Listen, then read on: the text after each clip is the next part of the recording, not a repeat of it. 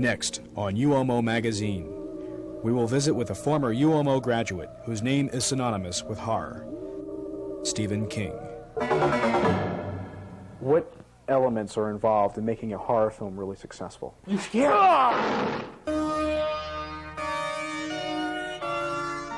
Stay with us, if you dare, for the next half hour as UOMO Magazine presents Stephen King, an alumni in profile.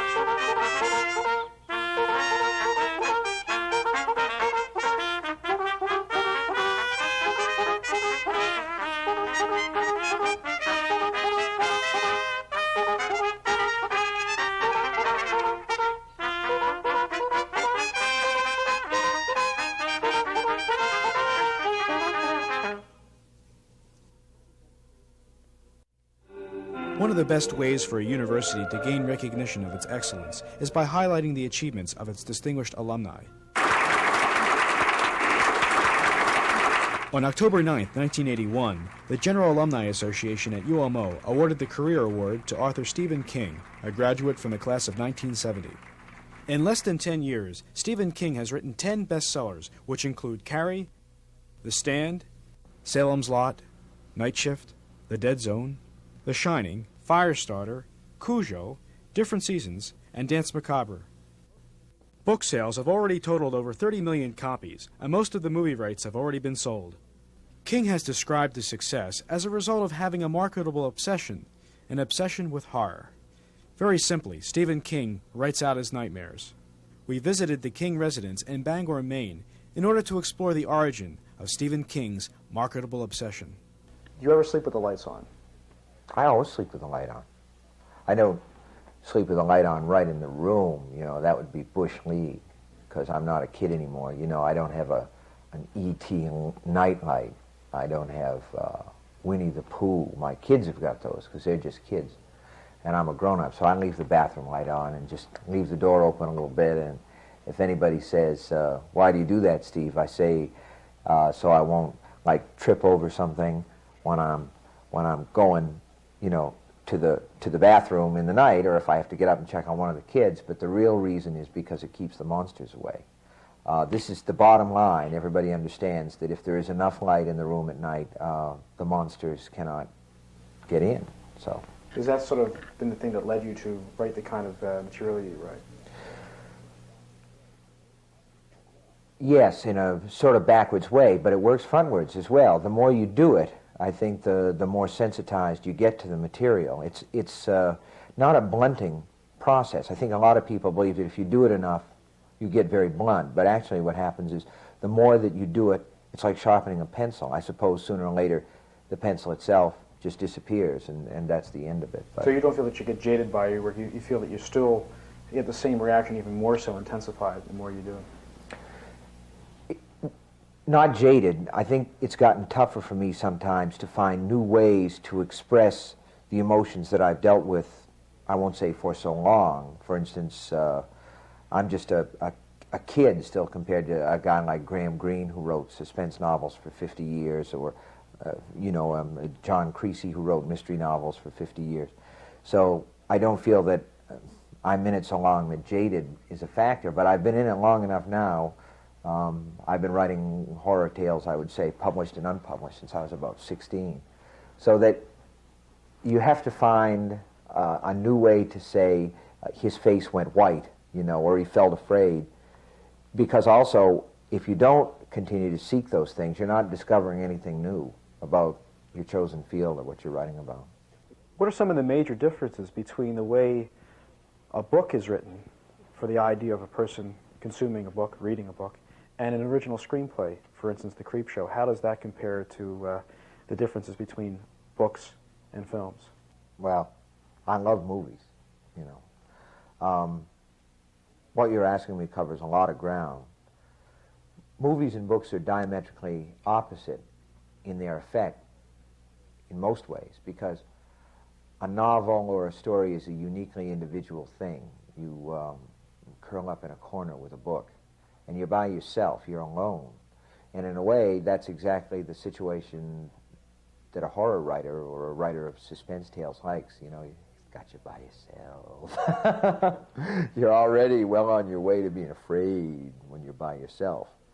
So that's good. And anybody who's ever been in a movie knows that the reaction when something scary happens is a whole audience will scream, and then everybody will laugh right after that, because that's a kind of group reaction.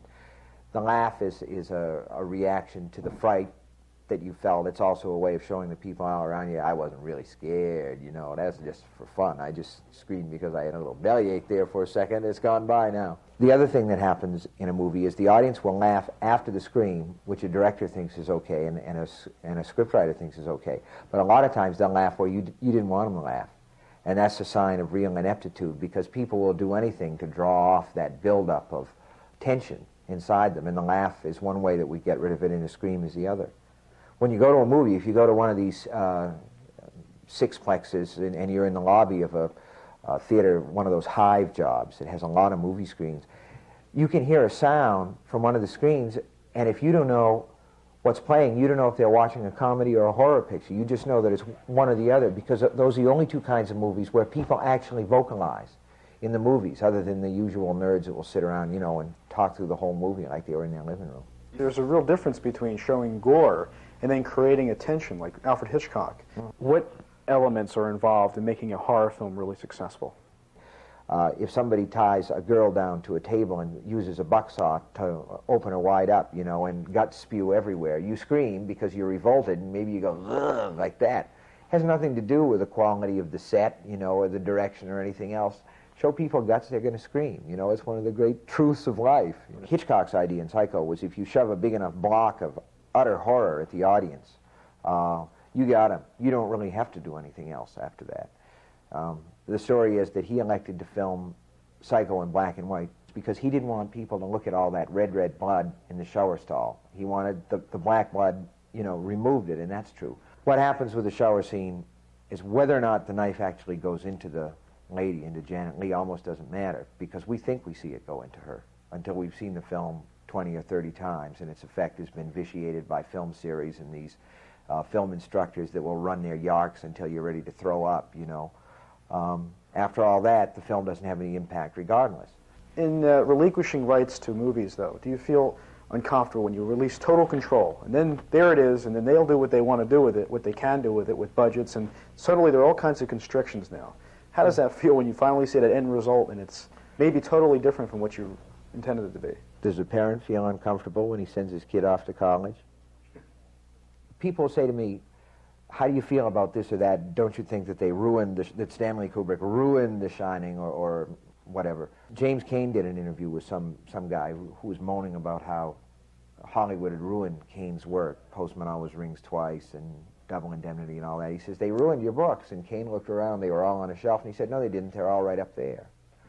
I don't think a movie can ruin a book, because a book has a longer life. A book is still on the shelf. Maybe it goes away from the 7-day, you know, books in the library and all that, finally finds its way into the stacks.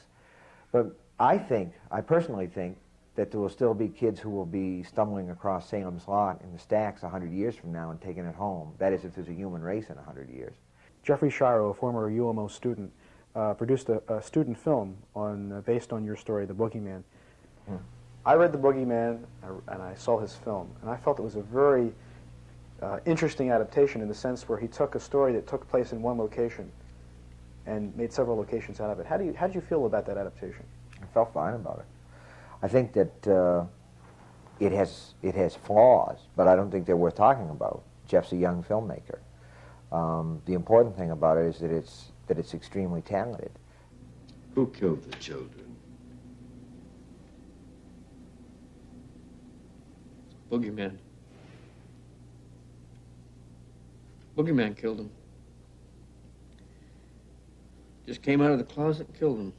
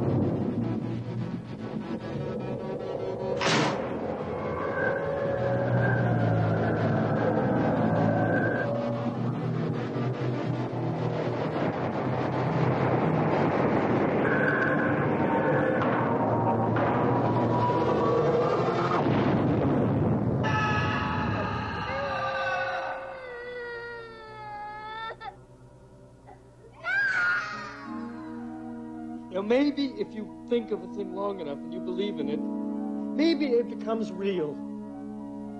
Well, actually, I first had the idea when I was at the University of Maine in 77 through 79, and I'd read the story from his book Night Shift, and I thought it would make a great film. At that time, I had no idea I would really get the opportunity to do it. With this film, since it is based on a story from a well-known author, Stephen King, I had to go through the process of getting the rights from the story, and that took quite a while to do. A lot of the problems come with the actors often, because it is a student production and it's a showcase film, which means the actors aren't being paid. And sometimes it's hard to gain their respect as a filmmaker since you are a student. But that's probably the hardest part in actuality, is trying to get the good performance. What's really impressive about it is the way that the guy stayed with it, the way that Jeff stayed with it, because he made it, I think, for about $10,000. And if you're a kid and you're in film school, $10,000, you know, it just doesn't drop out of a bush. So he worked on the film, I think, off and on for about 2 years, and it has a real professional look to it.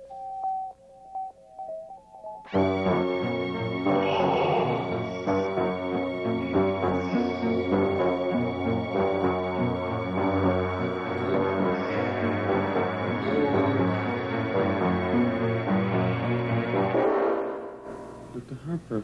It is only a game, Mr. Billings.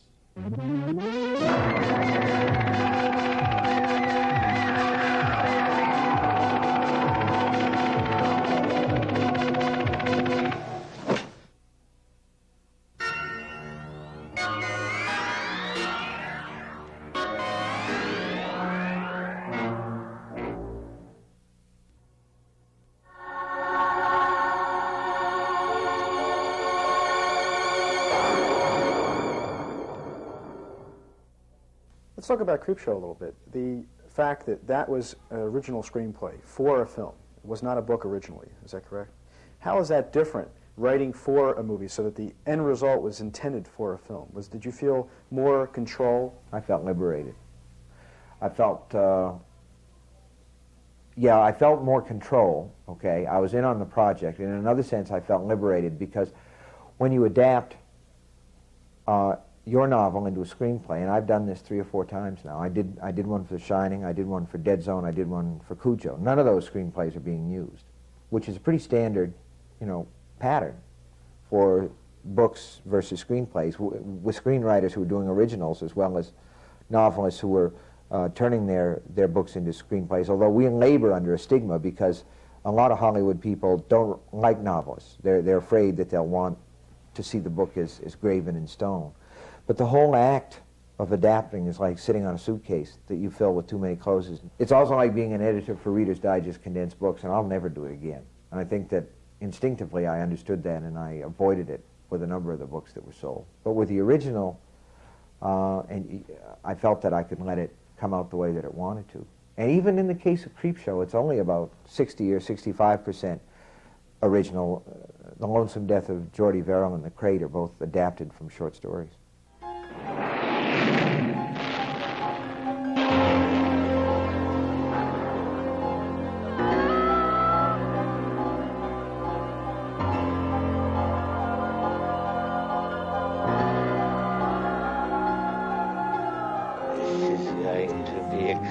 Extremely painful, Mr. Verrill.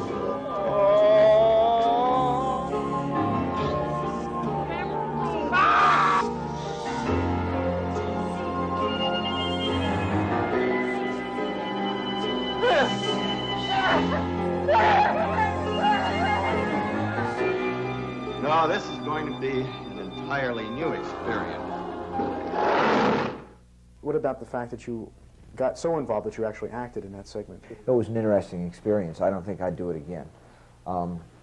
Acting is hard work. It's demanding. It's a lot of hurry up and wait. You spend, with this one, because there was a lot of makeup, I would sit in a chair and have this makeup put on for 4 hours or 5 hours, and then go on and you'd do it for 15 minutes, then you'd go and sit somewhere while they screwed around with the lights for half an hour, and then you'd do it again, and it's all in bits and pieces. And at the same time, when the time comes to do it, it has to be right, because there's a budget, and they don't want to carry over to the next day. Things pile up, complications begin. So there's a lot of pressure. Do you think you'd like to produce your own film sometime? No. That's a good answer.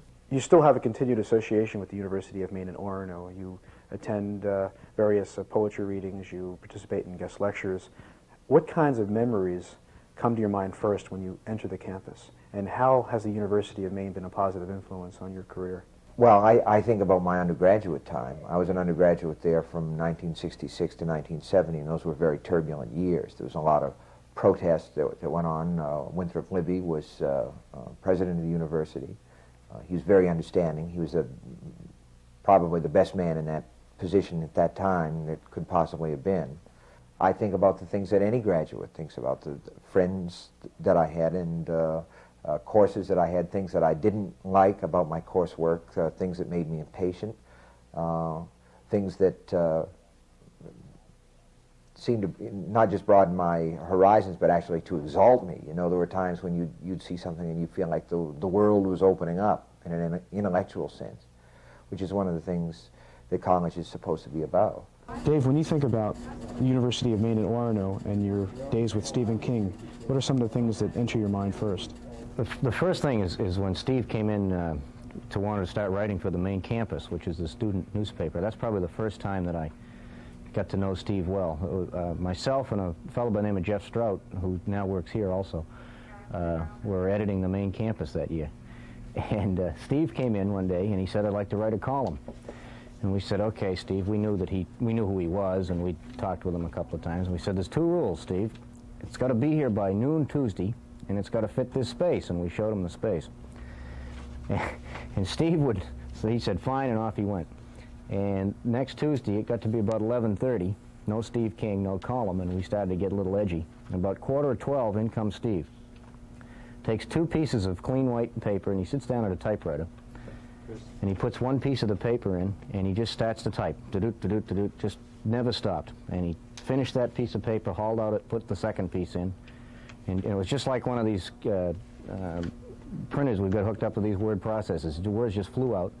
And he read that over once and dropped it on my desk and said, "See you next week." And the column was perfect. We didn't put a pencil to it.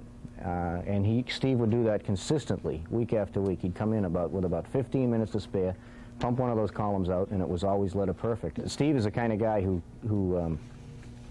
went around all week building this column in his head and just rewriting it and writing it and putting it together in his thoughts, and then at the last minute, would just like you pushed a button and out would come the copy.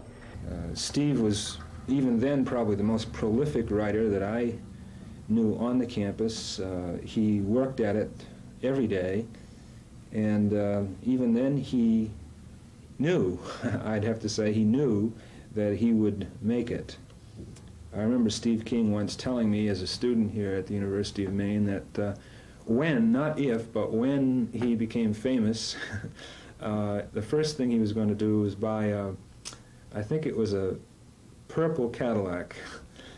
And when he became famous, he bought a Cadillac. I don't think it was purple, but he bought a Cadillac. He came up after class one day and told me that he had written a novel and asked me if I would read it, and I said sure. And he brought it the next day, and I took it home. And I left it on the dining room table, and my wife picked it up and started reading it and didn't stop. And when she finished it, she gave it to me, and I started reading it, and I had the same experience. I saw immediately that here was somebody with a really unusual sense of narrative, of just the ability to tell a story and keep it going and get a reader involved in it.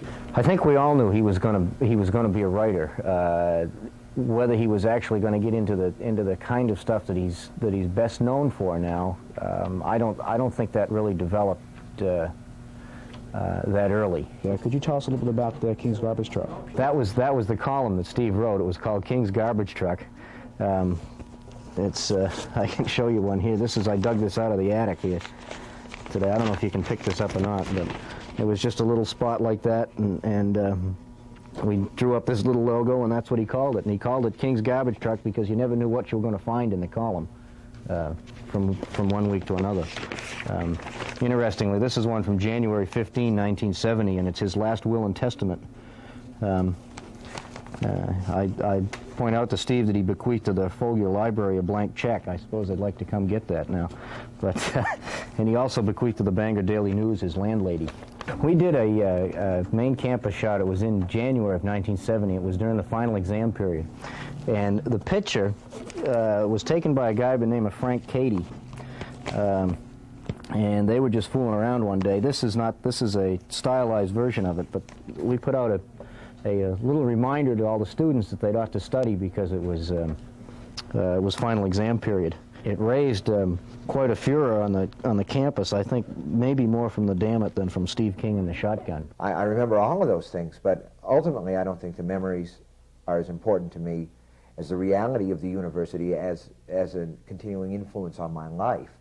Not only because that's what a good, broad college education is supposed to do, but because it's right there. I live in Bangor. It's 8 miles away. It's a resource. What is it about Bangor, Maine that makes you feel comfortable about settling down here and making it a place to live and work?